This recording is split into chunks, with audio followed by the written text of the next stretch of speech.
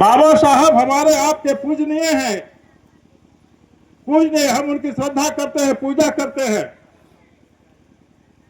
बाबा साहब केवल दलितों और पिछड़ों के ही नेता नहीं हैं, बल्कि हिंदुस्तान के गौरव हैं और दुनिया में जो भी संघर्ष चला है उसके वो संघर्ष में सबसे बड़े कुछ नामों में से एक नाम।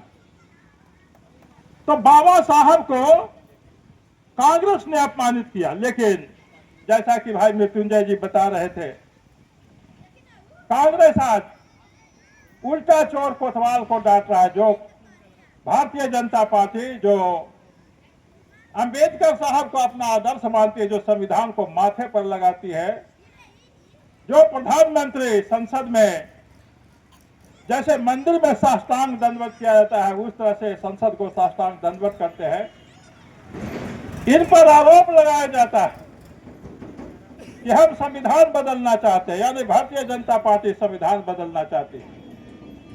हम पर आरोप लगाया जाता है कि हम आरक्षण के विरोधी हैं। हम आपको स्पष्ट करना चाहते हैं कि ये बात चोर मचाए शोर वाली है।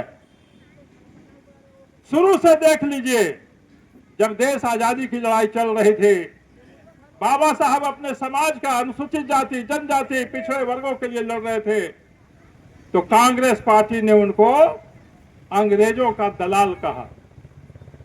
आजादी के लड़ाई के वक्त में कांग्रेसियों ने डॉक्टर अंबेडकर को अंग्रेजों का दलाल कहा और संविधान सभा जब गठित हुआ तो उनका जो गृह क्षेत्र था महाराष्ट्र, वहां से उनको नहीं जीतने देने का कांग्रेसियों ने जाल रचा।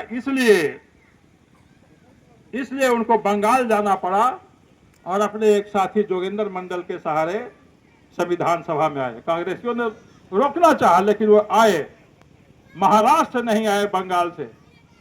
जब वो बंगाल से आ गए और देश का विभाजन धर्म के आधार पर कांग्रेसियों ने मान लिया, बाबा साहब ने विरोध किया। विरोध का उनको दंड दिया कांग्रेसियों ने। ये देश का बंटवारा हिंदू मुसलमान के बहुमत के आधार पर हो रहा था। उनका जो बाबा साहब का जो क्षेत्र था, बारिशाल, खुलना वगैरह वगैरह, जो क्षेत्र जहां से वो चुन के आते थे वो हिंदू बहुल था। कांग्रेसियों ने उस क्षेत्र को पाकिस्तान में चले जाने दिया। तो जब क्षेत्र पाकिस्तान में चल गया तो बाबा साहब संविधान में सभा में कैसे रहते? तो उनको उपचुनाव लड़ना पड़ा, फिर से संविधान सभा में जाने के लिए उपचुनाव लड़ना पड़ा। तो उपचुनाव कैसे हुआ? यह गौर करने वाली बात है। हमारे पार्टी के नेता भी इसको गौर कर सकते हैं। कोई सीट तो खाली था नहीं, तो कहां से चुनाव लड़ते? उस समय हमारा जनसंघ पार्टी नहीं बना था। जनसंघ 1951 में बना। उसके पहले हिंदू महासभा के नाम से हिंदू लोग संगठित होकर कुछ चुनाव लड़ना शुरू किए थे। तो हिंदू महासभा के नेता एम.आर. जयकर थे। एम.आर. जयकर, हिंदू महासभा के नेता एम.आर. जयकर ने अपना पूना का सीट खाली किया और बाबा साहब उस सीट से जीत करके संविधान सभा पहुंचे। और हमको कहते हैं कि हम अंबेडकर के विरोधी हैं।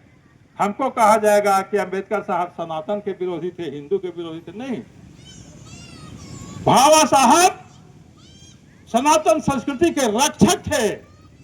और जैसा कि आनंद ने ठीक ही कहा, आनंद जी ने, कि अपनी मृत्यु के कुछ दिन पहले ही उन्होंने हिंदू सनातन संप्रदाय को छोड़ करके बौद्ध संप्रदाय को अपनाया। आपको इस संबंध में बता दें कि जब बाबा साहब ने अपना निर्णय किया कि हम धर्म छोड़ेंगे, हिंदू सनातन संस्कृति, सनातन धर्म छोड़ेंगे, तो मुसलमानों ने, हैदराबाद के निजाम ने अपना थैली का थैली रुपया देना चाहा कि आप मुसलमान बन जाइए। ईसाई लोग, जिनके पास पैसे की कमी नहीं है, ईसाइयों ने संपर्क किया कि आप ईसाई बन जाइए।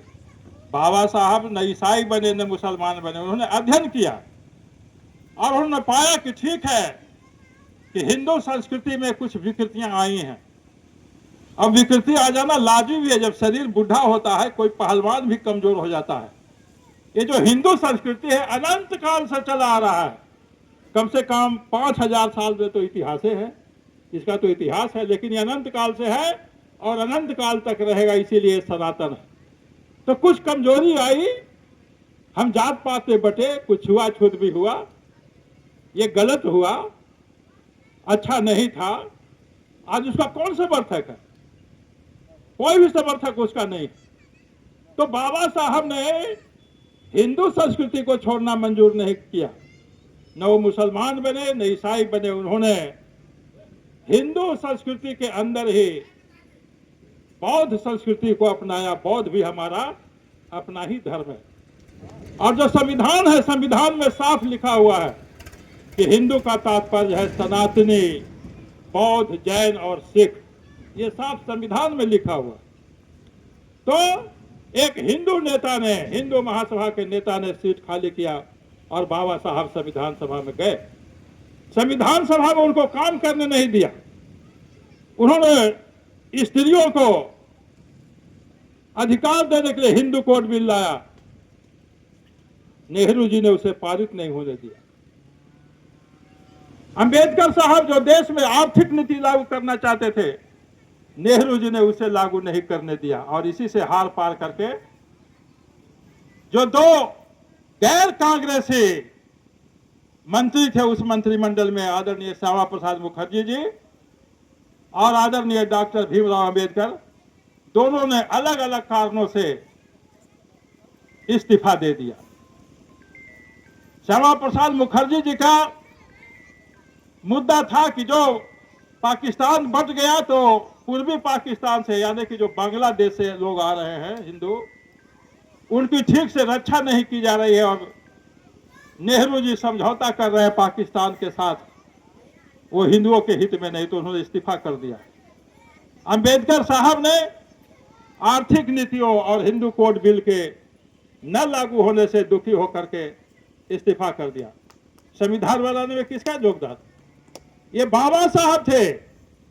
बाबा साहब जिन्होंने दिन रात मेहनत करके संविधान लिखा। उनके साथ टीम थी, कोई अकेले इतना बहुत चीज नहीं लिख पाता, लेकिन नेतृत्व का तो योगदान है। कोई लिख के लावेगा तो पढ़ेगा, उसमें सुधार करेगा। तो बाबा साहब ने संविधान लिखा। आज जैसे हिंदुओं के लिए रामायण महत्वपूर्ण है, हिंदुओं के लिए गीता और महाभारत महत्वपूर्ण है, आज पूरे हिंदुस्तान के लिए संविधान वैसा ही महत्वपूर्ण है। आप इसको अंबेडकर स्मृति भी बोलचाल में कह सकते हैं। ये अंबेडकर जी का स्मृति, स्मृति मतलब कानून का पुस्तक। लेकिन ऐसे महान नेता को सम्मानित करने के लिए जो पढ़ाई अलंकरण दिया जाता है, उपाधि दिया जाता है भारत रत्न, कांग्रेसियों ने नहीं दिया। नेहरू जी प्रधानमंत्री रहते अपने को सम्मानित कर लिया 1954 में। 1971-72 में इंदिरा गांधी अपने प्रधानमंत्री रहते अपने को पुरस्कार दे दिया। राजीव गांधी को भी यह भारत रत्न मिल गया। 3 पीढ़ी को प्रधानमंत्री भारत रत्न मिल गया, लेकिन डॉक्टर अंबेडकर को यह भारत रत्न नहीं मिला। भारत रत्न तब मिला जब भारतीय जनता पार्टी के समर्थन से केंद्र में चल रही बीपीसी की सरकार आई, तब जाकर के ये भारत रत्न अंबेडकर साहब को मिला। ये जो पार्लियामेंट है, पार्लियामेंट में महान नेताओं के चित्र लगे होते हैं, अनेकों महान नेताओं के चित्र हैं, लेकिन वहां भी फोटो अंबेडकर साहब का नहीं था। अटल बिहारी वाजपेयी जी की सरकार ने वहां पर अंबेडकर साहब का चित्र लगाया।